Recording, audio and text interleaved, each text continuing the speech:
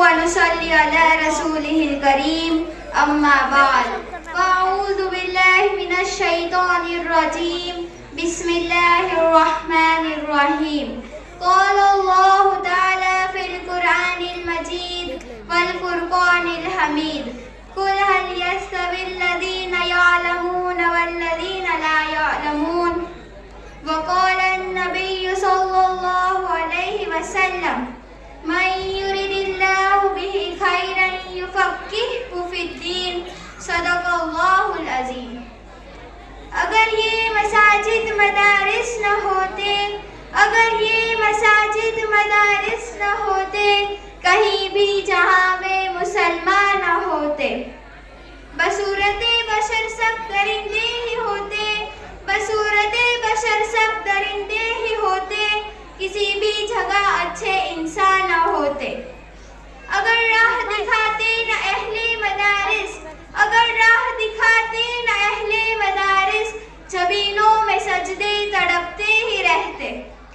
کسی کو بھی توفیق توبہ نہ ہوتی، کسی کو بھی توفیق توبہ نہ ہوتی، کسی کی بھی بخشش کا سامان نہ ہوتے. محترم اساتذہ کرام، مہمانان گرامی اور میری ساتھیاں، السلام علیکم ورحمۃ اللہ وبرکاتہ. آج میں اس بابرکت مجلس میں دینی مدرسے کی قدر کے بارے میں لب کشائی کرنے کی جسارت کر رہی ہوں. دعا ہے کہ اللہ مجھے حق بات کہنے کی توفیق عطا فرمائے. معزز سامعین، حضور صلی اللہ علیہ وسلم نے قرآن و حدیث کی تعلیم کا آغاز ایک ایسے چبوترے سے کیا تھا کہ جس کے اوپر چھت بھی نہ تھی. لوگ کھجور کے کھوشے ایک جگہ آویزہ کر دیا کرتے. صحابہ کرام حسب ضرورت کھجوریں کھا کر باقی دوسروں کے لیے چھوڑ دیا کرتے تھے. حضرت ابو ہریرہ رضی اللہ عنہ کبھی کبھی شدت بھوک کی وجہ سے بے ہوش ہو کر گر جایا کرتے تھے. خود فرماتے ہیں کہ لوگ یہ سمجھا کرتے تھے کہ مرغی کا دورہ پڑ گیا ہے، لیکن خدا کی قسم مرغی نہیں، شدت بھوک کی وجہ سے بے ہوشی طاری ہو جایا کرتی تھی. صحابہ کرام نے کیا عظیم قربانیاں دے کر یہ دین ہم تک پہنچایا ہے. آج یہ سادے سے مدرسے جو نظر آ رہے ہیں، اگرچہ بے رنگ ہو، بٹھانے کی دریا بھی موجود نہ ہو، لیکن ان میں بیٹھ کر قرآن و دین حاصل کرنے سے صحابہ کے ساتھ جو نسبت قائم ہو جاتی ہے، یہ اتنی بڑی نعمت اور خدا کا انعام ہے کہ جس کا شکریہ ادا ہو ہی نہیں سکتا. معزز سامعین، یہ دین ہم تک کیسے پہنچا؟ یہ دین ہم تک اس طرح پہنچا کہ ہر کسی نے با ادب ہو کر ان استاذوں سے سیکھا کہ جن کی سند حضور صلی اللہ علیہ وسلم تک پہنچتی ہے. ایک کتاب آپ خود پڑھ لیجئے اور ایک کتاب کسی کامل استاد سے پڑھ لیجئے. دونوں میں زمین آسمان کا فرق ہوگا.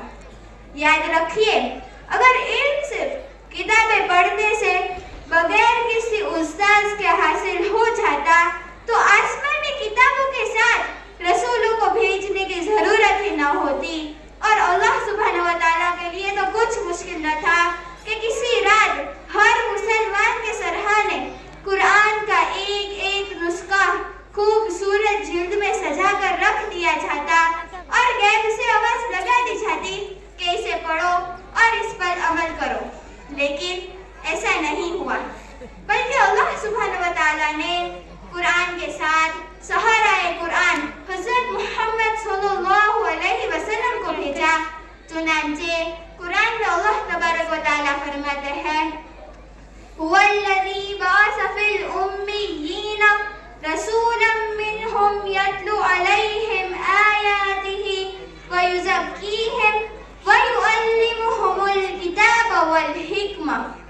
وہی ہے جس نے امی لوگوں میں انہی میں سے ایک رسول کو بھیجا جو ان کے سامنے اس کی آیتوں کی تلاوت کرے اور ان کو پاکیزہ بنائے اور انہیں کتاب و حکمت معزز سامعین، جی ہاں، ایسا ہوا ہے کہ انبیاء تشریف لائے مگر کتاب نہیں تھی، لیکن ایسا کبھی نہیں ہوا کہ کتاب بغیر کسی نبی کے نازل ہوئی ہو۔ وجہ یہ ہے کہ کتاب بغیر معلم کے انسان کی ہدایت کے لیے کافی نہیں۔ اگر انسان کتاب کو خود پڑھتا اور جب اسے مطلب سمجھ میں نہ آتا تو وہ گمراہ ہو جاتا۔ اس کی مثال ایسی ہی ہے کہ اگر آدمی میڈیکل کالج کی لکھی ہوئی کتابوں کا خود مطالعہ کر کے کلینک کھول کر بیٹھ جائے، سوائے اس کے کہ وہ قبرستان آباد کرے، انسانیت کی کوئی خدمت انجام نہیں دے سکتا۔ معزز سامعین، حضرت مفتی تقی عثمانی صاحب فرماتے ہیں کہ اللہ نے مجھے بہت سے اسلامی ملکوں میں جانے اور وہاں کے اہل علم لوگوں سے ملاقات کا موقع عطا فرمایا۔ پہلے تو تقلیداً میں یہ بات سمجھتا تھا کہ یہ دینی مدارس ہمارے لیے بہت بڑی نعمت ہے، لیکن ان ملکوں کے حالات دیکھنے کے بعد تحقیقاً یہ بات سمجھتا ہوں کہ دین کی حفاظت کا ذریعہ اللہ نے ان مدرسوں کو بنایا ہوا ہے۔ ہاں، دیکھنے میں یہ کتنے ہی سادہ کیوں نہ ہو، لیکن معاشرے پر ان کی برکات و اثرات الحمدللہ آج بھی ظاہر ہے۔ جہاں یہ مدرسے نہیں، وہاں بے دینی، بے عملی کے وہ نظارے دیکھنے میں آئے کہ الامان الحفیظ۔